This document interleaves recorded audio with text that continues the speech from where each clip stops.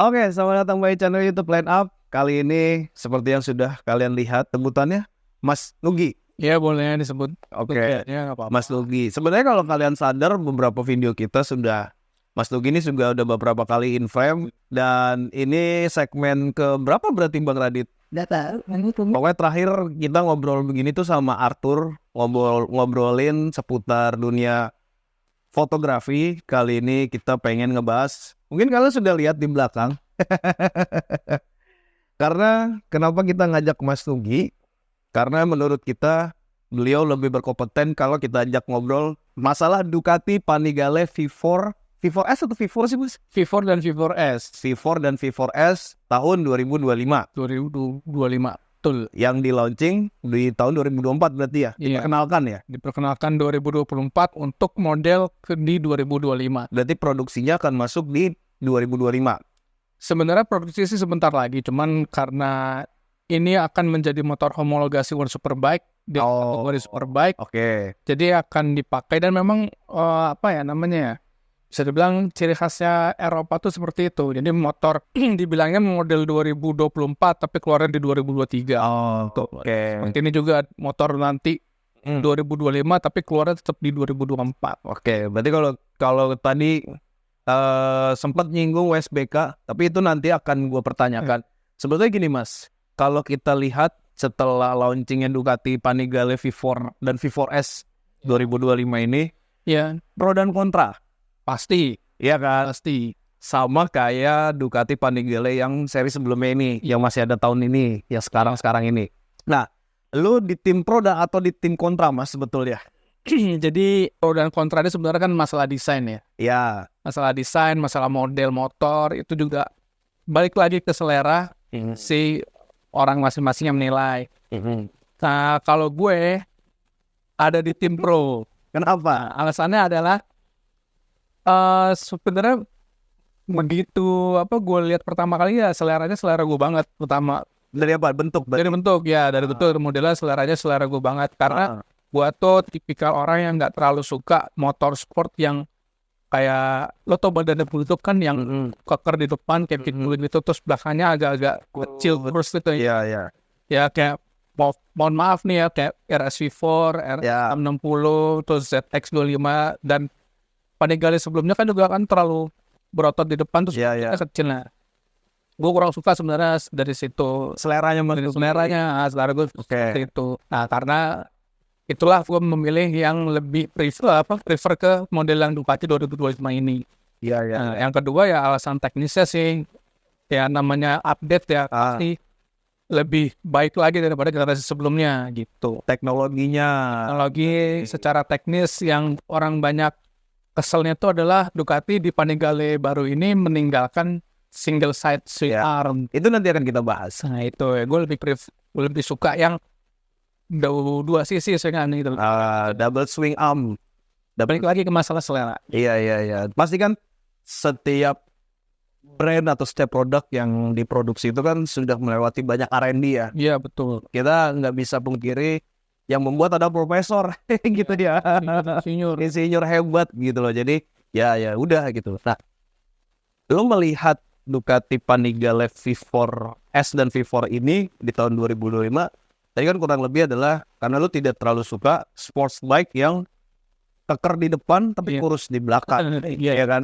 Nah, kontranya di motor ini adalah banyak yang bilang kayak motor Cina, Mas. Motor Cina, CBR K145 katanya. Terus CF Moto, terus kayak motor listrik yang Caiwan baru review tuh M1S. Oh iya. Ion. Iya kayak gitu-gitu kan. Tapi sebenarnya kalau gue lihat ya Ducati yang Panigale ini tuh DNA Ducati masih ada. Ya. Bicara soal DNA Ducati, memang Ducati Panigale V4 terbaru ini tahun 2025 itu dia tim desainernya mengambil ke basic konsep atau grand design dari Ducati tahun 93, 94 ini. 96, 97 gue lupa. Dari Ducati 916. Kalau misalkan yang seumuran gue nih ya 30 tahun plus tuh mungkin masa kecil kalian itu di kamar tuh banyak tuh kepajang poster-poster Superbike yang Cal Forgarty, yang mana Troy Bayliss itu yang motornya tuh seperti itu, yang desainernya adalah Massimo Tamburini. Jadi dia tuh Massimo Tamburini itu adalah seperti Pininfarinanya sepeda motor. Makanya kan Pininfarina identik dengan Ferrari dan Tamburini identik dengan Ducati dan MP Agusta. Makanya itu dibilang Ducati itu adalah Ferrari-nya motor. Iya. Nah, si Ducati Panigale V4 terbaru ini dia mengambil garis desainnya tuh dari seleranya si Massimo Tamburini yang dari Ducati 916, Ducati 996, Ducati 998 sampai yang terakhir tuh 998S itu ngambil konsepnya dari situ. Jadi motornya tidak terlalu nungging, lalu secara garis tarikan desainnya tuh lebih mengalir dari depan belakang. Itu yang pertama soal desainnya ya. Yang kedua, yang banyak orang bilang mirip ini sebenarnya sebalik katanya orang sih ya, gue pernah baca faktor psikologis semata sih sebenarnya. Iya betul. Karena kita udah misalkan nih, kita nyinggung yang dalam negeri deh, Patingosan, ada Aerox baru. Orang bilangnya, dari Vario, mirip ini, mirip itu. Padahal kan karena kita udah terbiasa ngeliat Vario yang sering kita lihat di jalan-jalan, begitu ada nongol yang baru, ada miripnya gitu. Sebenarnya sih nggak terlalu mirip, dan dibilang mirip motor Cina, sekarang gue balikin. Apa motor Cina yang mirip motor Eropa? Kan kiblatnya awalnya dari Eropa. Ducati dulu. Ducati, misalkan Ducati nih, mirip motor Cina. Justru motor Cina yang lebih duluan mirikin Ducati daripada Ducati mirip Cina gitu kan. Bahkan ada produknya mereka yang bisa dibilang hampir plek-ketik-plek kayak Panigale V4 kan. Sukili. Sukuli. Iya, yang 1199 kan. Iya. Itu kan ada yang mirip plek-ketik-plek yang cc-nya cuma 400 berapa gitu kan. 400 cc. Jadi Ducati yang mirip Cina. Kan gitu jadi pertanyaan ya kan sekarang kan. Nah, ngomongin masalah Ducati yang sekarang nih Mas. V4 yang 2025. Banyak di postingan Instagram dan TikToknya line up karena Ducati ini lumayan naik. Banyak yang bilang karena Ducati ini lumayan tanda kutip agak kepanasan nih sama BMW dan Toprak lebih tepatnya. Benar. Emang ada faktor sepengaruh itu, Mas? Wah, kalau bicara soal nyinggung WSPK juga nih kan, Toprak dan BMW-nya itu kan memang benar-benar fenomenal lah bisa dibilang. Karena sebelum di BMW pun ya. Iya, sebelum BMW dengan motor yang dalam tanda kutip inferior ketimbang Ducati, jauh inferior diketimbang Ducati, Toprak masih bisa sesekali ngerecokin Bautista.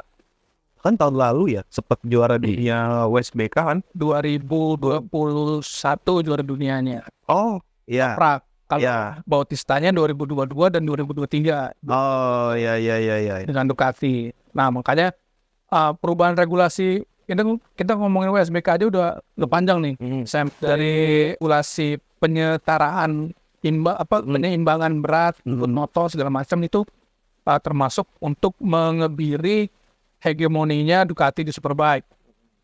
Lalu kepindahan Toprak ke BMW yang awalnya dipandang sebelah mata sama orang, ternyata memang Toprak sebegitu adaptifnya dengan BMW M1000RR itu sampai bisa di paruh musim pertama WSBK 2024 ini Toprak jadi pemimpin klasmen, sekaligus juga bikin panik Borgo Panigale Ducati gitu.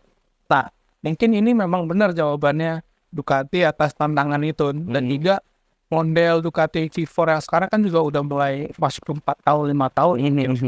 Jadi memang bisa dibilang life cycle-nya produk motor gitu ya. Jadi selain memang sudah life cycle-nya harus di-update, memang juga untuk memenuhi kebutuhan balap, maka dibuatlah Panigale yang baru sekarang ini dengan desainnya bisa dibilang hampir dari nol kecuali si mesinnya itu sendiri. Iya. Karena juga beberapa, tadi kita lihat cuplikannya kan, ada beberapa fitur yang memang kalau secara elektronik kita tidak bisa pungkiri Eropa maju banget ya. Kalau di soal motor, bahkan gak cuma shocknya aja yang bisa diatur elektronik, rem, banyak yang bisa diatur gitu ya. Nah, yang jadi penasaran gue adalah gini Mas. Ducati yang Panigale terbaru ini kan bisa dibilang keluar dari zona nyaman nih. Kayak kita ngobrol di DM gitu kan. Ini tuh keluar zona nyaman nih, karena yang biasanya swing armnya mono doang, Ya, mono arm. mono arm, sekarang dibikin 2. Iya. Dan itu gue banyak dapet inputan, katanya netizen tuh sebenarnya udah ngasih tahu gitu loh. Gak cuma di Indo, di luar pun juga udah ngasih tahu gitu. Arm yang lamanya di Ducati itu, di Panigale, ketika masuk keluar tikungan tuh agak kurang stabil dibandingkan 2. Betul nggak sih sebenarnya? Maksudnya netizen luar negeri pun juga bilang yang udah ngasih tahu sebenarnya. Jadi memang secara teknis harus dibuktikan dengan data sih. Ya. Karena kalau misalkan gue ngomong kayak begini kan, gue juga nggak tahu data Secara teknisnya, datanya, evaluasi data dari swing armnya Ducati itu seperti apa, perbedaannya yang single dengan yang normal arm 2 sisi itu seperti apa. Tapi kalau misalkan kita berpikir secara logika sederhana aja, ya asumsi liar nih. Sebenarnya bukan asumsi liar, tapi logika yang nalar, yang sederhana banget gitu. Oke. Motor MotoGP ada nggak yang mono arm? Iya. Ya ada kan? Iya. Nah, dari situ kita bisa menarik kesimpulan bahwa 2 sisi kanan kiri yang dijaga, bannya dijaga kanan kiri, rodanya itu lebih baik daripada yang dijaga sebelah. Secara kestabilan lebih oke. Secara kestabilan, lalu secara kekakuan sisa-sisa sendiri lebih enak mengatur. Karena kan di regulasi World Superbike itu sendiri, kalau misalkan motor versi jalan rayanya menggunakan swing arm sebelah kayak Ducati, Betul. di motor balapnya boleh diubah. Oh. Nah, boleh diubah, tapi dengan syarat modelnya harus tetap swing arm, mono swing arm. Ya, jadi kan bahannya kalau di motor standar itu, motor standar itu bahannya adalah aluminium casting, tetap dari aluminium tapi casting gitu, jadi yang dibentuk pabrik, dicetak. Sedangkan yang di balapnya adalah pakai aluminium plat yang dilas. Nah, itu lebih kapal lagi. Oke. Artinya boleh merubah komposisi bahan, tapi tidak boleh merubah bentuk dan juga tipenya. Pada tipe. Kalau bentuk, kita bicara Kawasaki, Yamaha, itu juga berubah bentuknya dari yang brace, yang dari atas tuh, yang melengkungnya di atas, jadi melengkungnya di bawah, under brace namanya model. Kalau bahasanya anak Jakarta atau Bekasi ini ya banana arm ya. Banana arm kan bentuknya kayak pisang gitu kan. Bentuknya melengkung gitu. Iya. Melengkungnya ke atas kalau standarnya. Sedangkan yang dibentuk World Superbike-nya, baik itu CBR 1000 RRR, Fireblade, Yamaha R1M, Kawasaki ZX-10R, itu juga semuanya diganti untuk versi WSBK-nya yang melengkungnya ke bawah dan lebih panjang, lebih ke balap. Iya. Weight reduction. Iya, tapi selama tidak mengganti tipenya ya. Jadi tipe mono arm di Ducati Panigale biasa menjadi ke tipe dual arm gitu. Itu dilarang sebenarnya. Iya. Nah, pandangan lo sendiri, Mas, apakah ini bisa diterima nih di kalangan masyarakat Indonesia untuk si tipe 2025? Bisa sih sebenarnya, menurut gue ya. Sebenarnya kalau kita flashback jauh ke tahun 2002, 2003, 2004 itu Ducati 999, 999 biasa, 999S, 999R itu sudah pakai swing arm yang double. Begitu ubah ke update ke Ducati 1098, balik lagi ke single gitu. Jadi sebenarnya bukan masalah swing arm sendiri, adalah mono atau double itu bukan perkara baru lagi di Ducati. Sebetulnya tahun 2000-an awal udah sempat kejadian. Sempat ada, dan motornya juga ya memang nggak terlalu laku ya. Mungkin karena zaman itu daya belinya juga belum seperti sekarang. Dan motor itu gosip-gosip di forum Ducati adalah motor GP1, motor Ducati prototipe untuk MotoGP pertama yang gagal. Jadi ibaratnya ketimbang gagal nih, udahlah gue turunin aja. Jadi pabrik massal.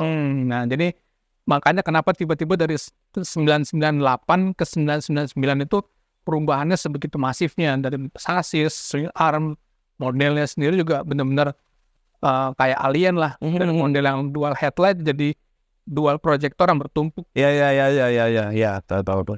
Belum lagi nanti ya keluar yang versi R-nya. Yang versi R-nya belum ada nih, baru yang baru biasa yang Viper S. Kalau versi R-nya pakai dry clutch. Jadi kalau ditarik ya ada tiga kayak kopling rusak kayak kopling rusak ya. kalau kata orang. Kayak CVT kartelan. Mas, lu boleh sebutin nggak Ducati terfavorit lo sampai saat ini? Terfavorit nomor 3 adalah, kalau boleh disuruh milih 3 nih. Oke. Dari yang paling biasa dulu, terus better sampai yang luar biasa deh. Nomor 3 Desert X. Desert X. Desert X yang apa tuh namanya, yang rally adventure-nya dia tuh, yang Setuju. tinggi. Jujur itu kalau misalkan badan gue lebih tinggi, gue pengen nyoba itu. Karena itu berat banget dan tinggi banget. Gue pernah ngeliat langsung. Nomor 2-nya, sorry to say, buat Panigale Fever terbaru, bukan NT yang nomor 2. Aneh gitu. Favorit nomor 2-nya adalah 999. Yang tricolor ya? Enggak. Yang mana aja punya 999. Nah, itu 999 tuh entah kenapa zaman gua mulai serius sama otomotif dan bidang balap, lebih ke bidang balapnya itu, gue suka banget sama 999 ini nih. Oke. Karena dia bisa ngacak-ngacak banget di Superbike. Betul. Itu.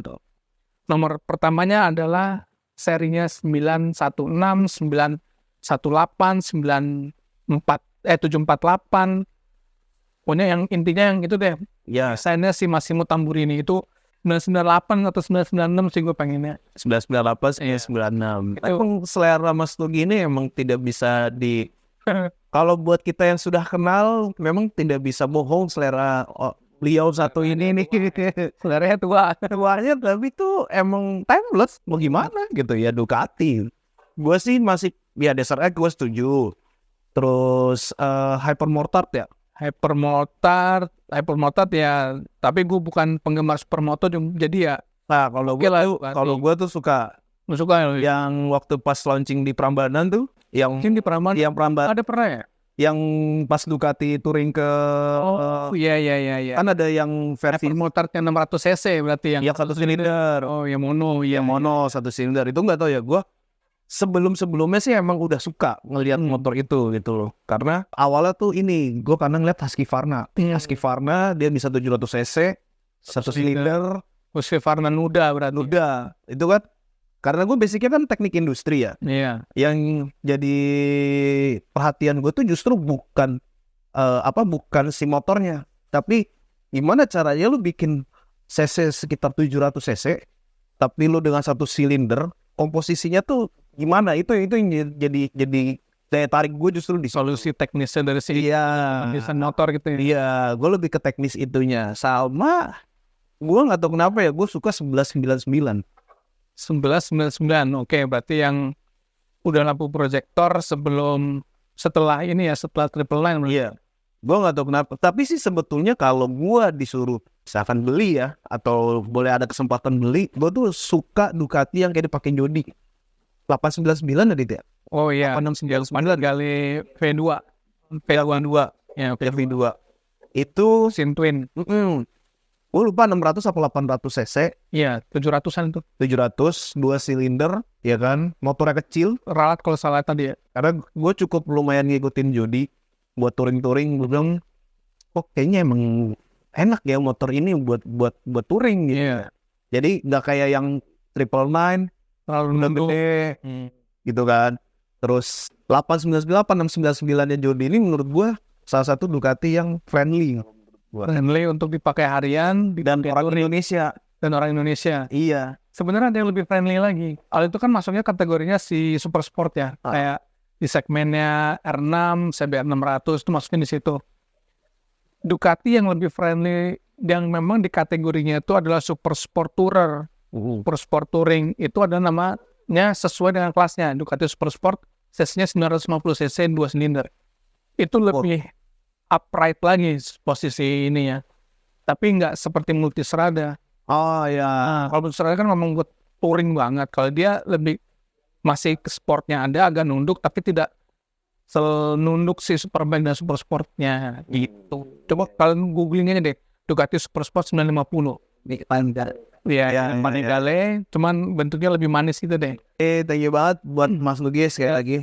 Dan mungkin thank you line up buat teman-teman yang udah subscribe, jangan kaget kalau nanti akan muka Mas Nugi akan sering kelihatan di YouTube-nya line up.